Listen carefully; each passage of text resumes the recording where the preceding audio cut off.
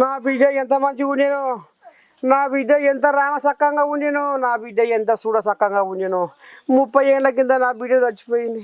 కానీ పెళ్లి చేయాలనుకుంటున్నా, అయినా ఇప్పటికైనా పెళ్లి చేస్తా. అందుకనే ప్రేతాత్మ వరుడు కావాలి, ప్రేతాత్మ వరుడు అని ఈ రకంగా డబ్సాటు ప్రకటన. వామ్మో, ఒక్క తీరు కథ లేదు నాకు ఈ కర్ణాటకలో. చూడు ఎట్లా ఉందో, చచ్చిపోయిన ఆమెకు పెళ్లి చేస్తురట. మా కుమార్తెకు ప్రేతాత్మ వరుడు కావాలెను, మా కుమార్తెకు ప్రేతాత్మ వరుడు కావాలెను.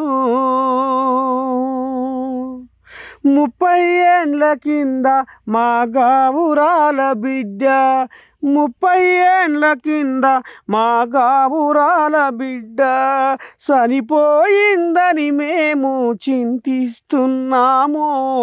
అయినా ఇప్పుడు మేము పెళ్లి చేయదలిచాము. మా కూతురుకు ప్రేతాత్మ వరుడు కావాలెను,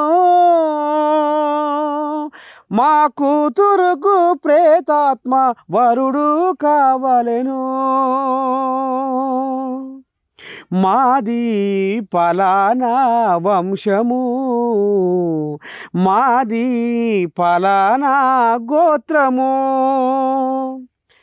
మీకు అనుమానం ఉంటే కింద నెంబరు మాకు ఫోను చేసి అనుమానం తీర్చుకోండి.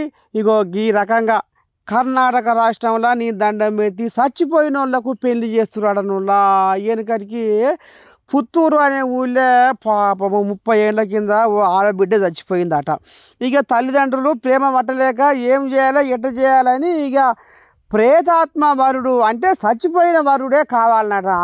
అప్పుడు ప్రేతాత్మ వరుడు కావాలని ఇక వాళ్ళు ప్రకటన చేస్తుర్రట. టీవీలల్లో పేపర్లల్లో మాత్రం తెంపు లేకుండా ఇస్తుర్రట.